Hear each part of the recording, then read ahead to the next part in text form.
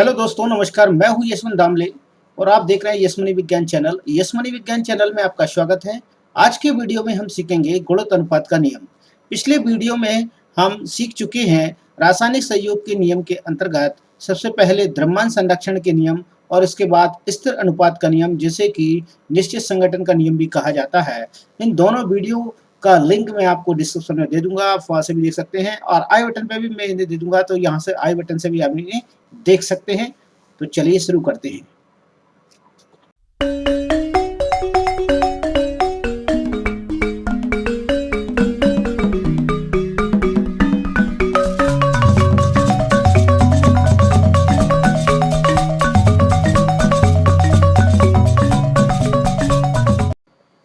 आज के वीडियो में हम सीखेंगे गुणोत्तर अनुपात का नियम। पिछली वीडियो में मैं आपको स्थिर अनुपात का नियम बता चुका हूँ, समझा चुका हूँ। ठीक है, उससे पहले द्रव्यमान संरक्षण का नियम समझ चुका हूँ कक्षा 11 केमिस्ट्री में। तो चलिए गुणोत्तर अनुपात नियम देख लेते हैं। सबसे पहले तो गुणोत्तर अनुपात नियम क्या कहता है, यह देखेंगे। यह डाल्टन द्वारा 1803 में दिया गया और इस नियम के अनुसार यदि दो तत्व संयुक्त होकर एक से अधिक यौगिक बनाते हैं तो एक तत्व के साथ दूसरे तत्व के संयुक्त होने वाले जो भी द्रव्यमान होंगे वो छोटे पूर्णांकों के अनुपात में होंगे, अर्थात वो सरल गुणक में होंगे एक प्रकार से। इसलिए इसका आया गुणित अनुपात में रहेंगे, दूसरे तत्व के द्रव्यमान गुणित अनुपात में रहेंगे, ये बताया जा रहा है। यहाँ उदाहरण के लिए लिया गया है हाइड्रोजन और ऑक्सीजन के साथ संयुक्त होकर दो यौगिक बनाते हैं, जैसे जल और हाइड्रोजन परऑक्साइड बनाते हैं। तो इनको हम उदाहरण को समझ लेते हैं निम्न प्रकार से। तो में सबसे पहले देख लेते हैं कि H हाइड्रोजन। तो हाइड्रोजन यहाँ पर दो आयतन में दिया गया है। दो आयतन में एक हाइड्रोजन का ग्राम में द्रव्यमान होता है 1, तो दो हाइड्रोजन का ग्राम में द्रव्यमान रहेगा 2, और एक ऑक्सीजन का ग्राम में द्रव्यमान होता है 16। तो यहाँ देखेंगे हम 2:16 यहाँ देख पाएंगे। इसके बाद देखेंगे हम यहाँ पर H2O के बाद देखेंगे H2O2 hydrogen peroxide. Hydrogen peroxide में देखने को मिलेगा हमें यहाँ पर एक हाइड्रोजन का एक है, तो यहाँ पर दो हाइड्रोजन संयोग कर रही हैं, तो इसीलिए इनका द्रव्यमान हो जाएगा, पहले तत्व का द्रव्यमान है 2, दूसरे में दो ऑक्सीजन संयोग कर रही हैं, इसलिए इनका द्रव्यमान हो जाएगा 16 दूनी 32। यहाँ पर देख पाएंगे एक प्रकार से गुणित अनुपात का नियम लागू होता है।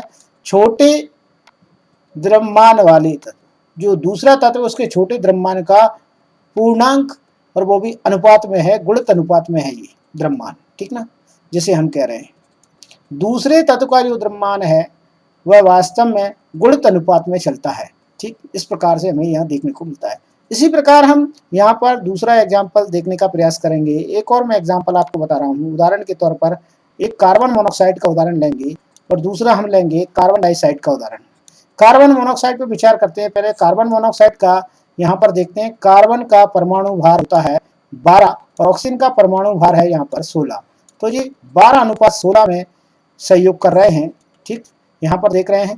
तो इसके बाद दूसरे तत्व का दुगना द्रव्यमान हो जाएगा। यहाँ पर देखेंगे 16 दूनी 32। तो ये गुणित अनुपात में बढ़ रहे हैं द्रव्यमान। ठीक, यहाँ आप देख पा रहे हैं गुणित अनुपात में द्रव्यमान बढ़ रहे हैं।